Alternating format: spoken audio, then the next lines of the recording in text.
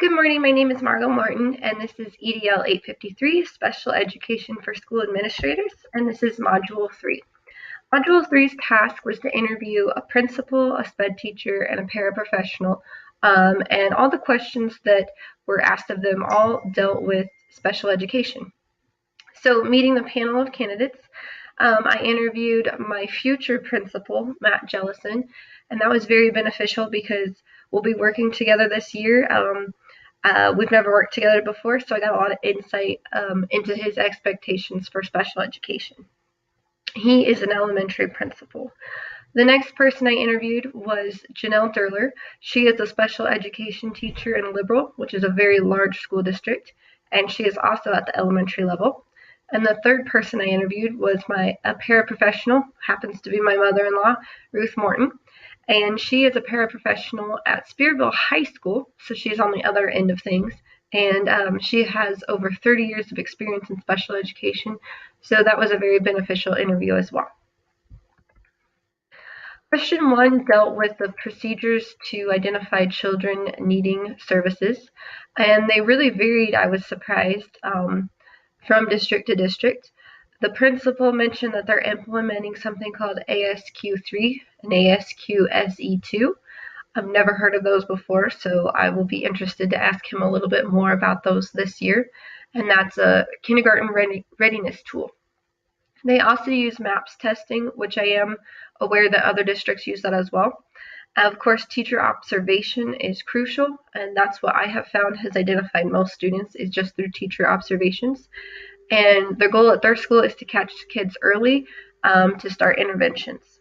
The SPED teacher said that they use common child find methods, the basic data collection and assessments, but also relationships with outside providers in the community. And my paraprofessional said it didn't really apply to her. She normally steps in after the child has been identified.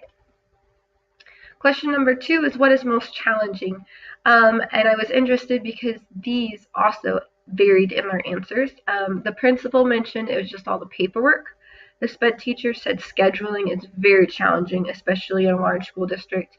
And my paraprofessional said learned helplessness is probably the most challenging, which would be understandable because at that high school level, I think some kids have developed that because they've been in the SPED program for so long. So that's something I would like to do some thoughtful brainstorming about and maybe some more research about how to avoid learned helplessness and really coach my paras up and my SPED teacher up on how to go about that. What is most rewarding?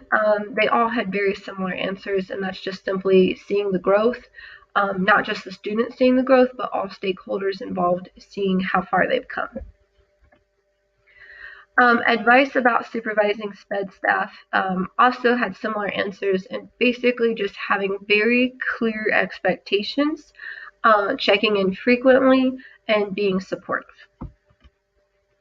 For strategies for working with parents, again, a common answer with just good communication, being a good listener.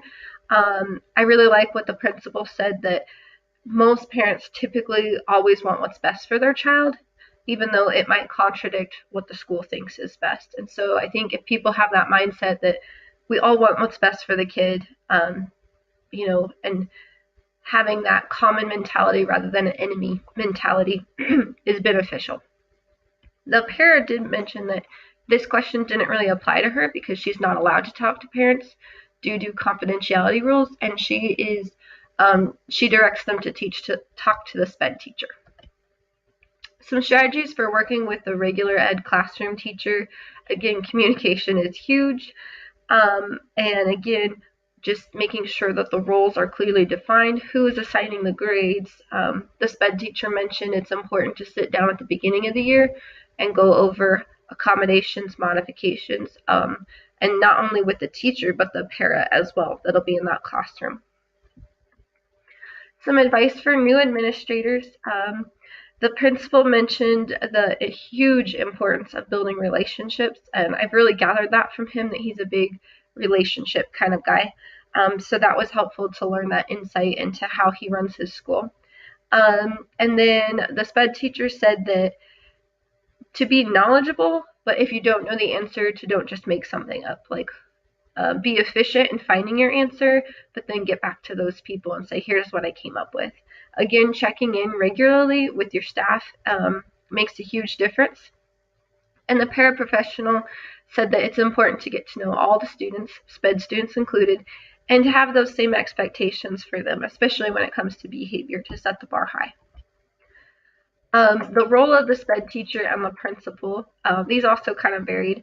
The principal said that the SPED teacher is the person who implements and carries out the IEPs, where the principal's job is to support that staff member. The SPED teacher said that the role, I think I need to change some things there. I'll have to go back and fix that. And my paraprofessional mentioned that the SPED teacher's role is to help develop the abilities of the SPED students with the goal of helping get them back into the regular ed classroom as much as possible. And that the principal's goal is to ensure sound relationship between the SPED and Reg Ed department. And I really liked how she worded both of those answers with both of those roles. I thought that was spot on with my vision of a SPED teacher role and a principal's role. The last question dealt with just noteworthy characteristics of an administrator.